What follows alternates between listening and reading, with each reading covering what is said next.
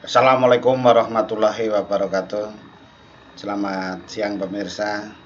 Selamat datang di channel Agus Susanto, channelnya Orang Pertanian.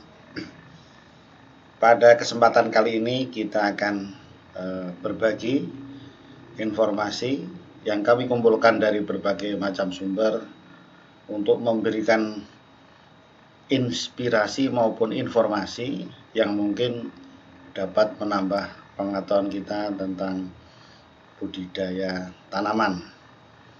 Kali ini yang kita bahas adalah mengenai tanaman sagu. Di Indonesia Timur, sagu ini sudah tidak asing lagi sebagai salah satu makanan pokok. Sagu dengan nama Latin Metroxylon sagu ini merupakan famili dari Arecaceae, palma-palmaan tentunya. Ini tanamannya mirip rumbia, bahkan kadang disebut rumbia. Ini pemirsa, tanaman sagu ini tingginya bisa sampai 20 meter dengan panjang pelepah itu sampai 7 meter. Kemudian panjang anak daunnya ya kira-kira seperti yang lain 1,5 meter. Kemudian diameter batang bisa sampai 50 sampai 90 cm. Kemudian ini ada perbanyakannya secara generatif dan bijinya. Jadi yang penting untuk diketahui tanaman sagu ini apa yang dimanfaatkan kira-kira. Ada beberapa, yang paling utama adalah tadi untuk tepung sagu. Karena tepung sagu ini mempunyai beberapa kelebihan dibandingkan tepung-tepung karbo yang lain. Untuk membuat bubur mie itu rasanya lebih enak begitu. Inilah salah satu kelebihan atau manfaat dari tepung sagu. Kemudian kayunya tentunya kalau sudah tua bisa untuk furniture. Kemudian daunnya bisa untuk atap atau untuk tikar juga bisa. Nah, kemudian ada hamanya tapi juga bisa dimanfaatkan sebagai makanan. Nah, karena mengandung protein yang tinggi dari kumbang sagu. Kemudian inilah buahnya mengandung polifenol bersifat antioksidan. Kemudian ada vitamin A-nya, vitamin C, kalsium, magnesium, fosfor, dan kandungan beta karotin maupun zat besi. Jadi ini manfaat dari tanaman sagu. Kemudian pemirsa, ini produk turunan sagu yang kami sampaikan tadi. Ini untuk dibikin makanan, papeda, kemudian itu tadi yang saya sampaikan, mie sagu. Kemudian tepung sagu bisa digunakan untuk berbagai macam kebutuhan, untuk bubur, untuk bikin es, untuk tentunya juga untuk pakan ternak. Nah, itu apanya seratnya itu.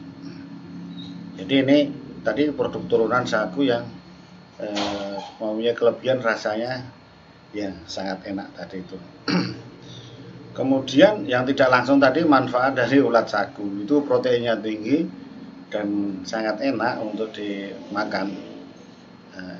Ya ini bisa untuk mengobati malaria, untuk menghambat stres, nutrisi makanan, nambah stamina, membangun otot, meningkatkan kecerdasan. Jadi ini dari hama ulat sagu Rhynchoporus, Rhynchoporus vulneratus. Kemudian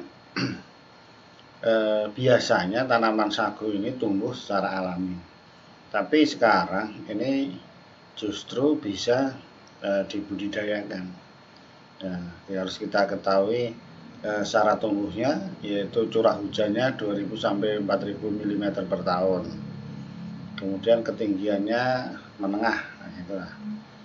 Bisa 400 sampai 700 mdpl, suhu optimumnya 24,5 sampai 29 derajat, kelembabannya 40 sampai 60%, kemudian pH-nya tentunya 5,5 sampai 6,5. Jadi inilah syarat-syarat dari tanaman sagu, sehingga ini bisa dibudidayakan. Tentunya ini harus secara bergantian, karena nanti tanahnya ditebang, kemudian yang lainnya menyusul,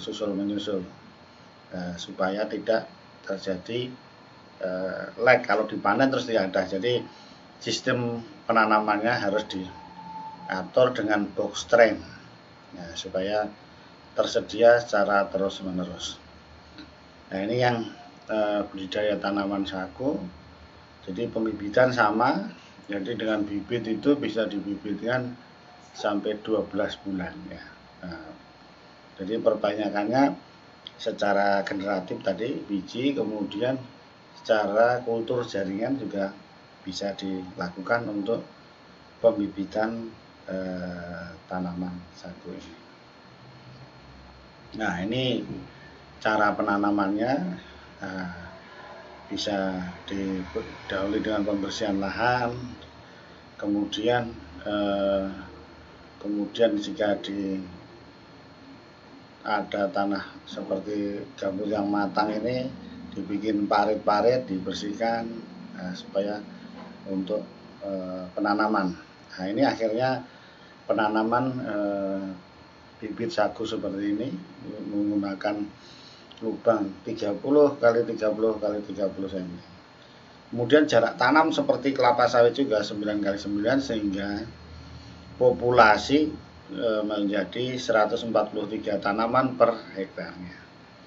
Ini setelah ditanam, perawatan ya seperti biasa, piringan harus dibersihkan sampai 1 tahun, umur 1 tahun, sehingga nanti udah tumbuh dengan sendirinya secara bagus. Yang patut dirawat lagi adalah serangan dari kumbang badak Oryctes rhinoceros maupun kumbang sagu tadi.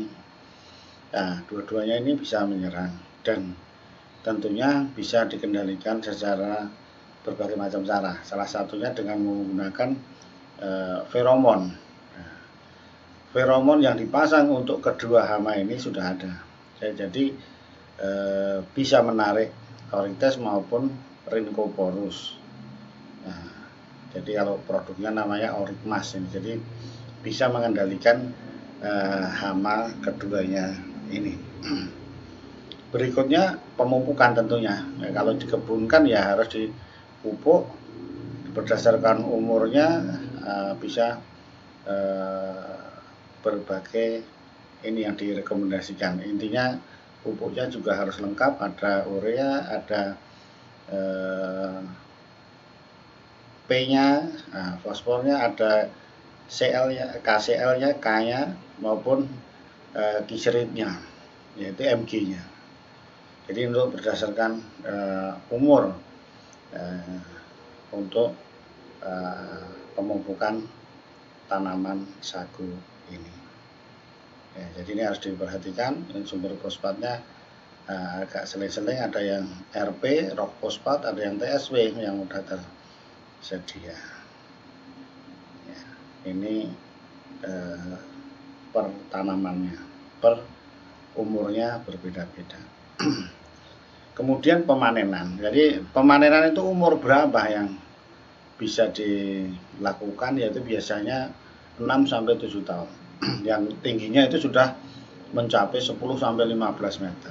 Dengan diameter tentunya kira-kira 60 sampai 70 cm dan tebal kulitnya 10 cm. Oleh karena itu tebal batang yang mengandung sagu itu 50 sampai 60 cm. Nah, kemudian kalau mau diambil itu tadi untuk jadi tepung lagi diekstrak, nah gitu, diekstrak seperti pada gambar ini secara manual. Ini cara pemanenan tanaman sagu. Kemudian analisis ekonominya, ya karena ini merupakan jangka panjang tadi 6-7 tahun dengan produktivitas yang 10 ton pati sagu per hektar per tahun dengan harga pati yang 2.200.000 per tonnya, maka hasilnya ya secara analisis ekonomi sangat baik. Hanya ini kan jangka panjang harus dipikirkan juga mengenai pendapatan kita sehari-hari jika menanam tanaman ini secara kebun, juga harus disiapkan untuk penghasilan yang lain sehari-hari. Demikian pemirsa, itu yang dapat kami sampaikan, mudah-mudahan bermanfaat. Terima kasih.